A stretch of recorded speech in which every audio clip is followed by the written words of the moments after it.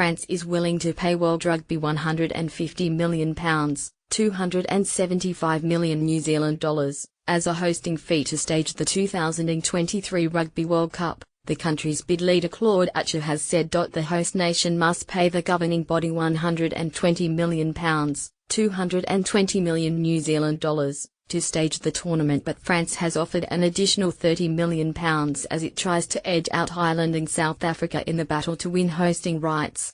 You have to pay a fee to host. It is a minimum. We have proposed not £120 million but £150 million, Archer was quoted as saying by British media. This fee is 100% guaranteed by the French government.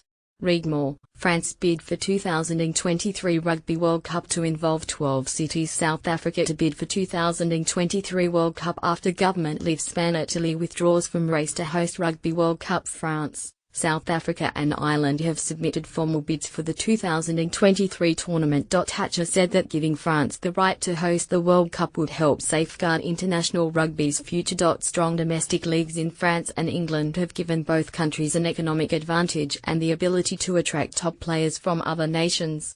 We have a responsibility to support the development of rugby in the world because, if we don't do anything, in 5 to 10 years you will have 3 to 4 teams on the same level and that's all, and then rugby will die, he added.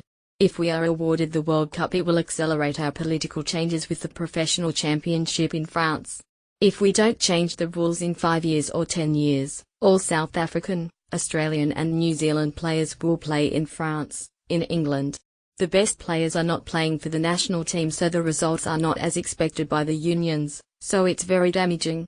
The 3 bidding nations will make their presentations to the voting bodies on Monday, with the final decision to be announced on November 15, Reuters.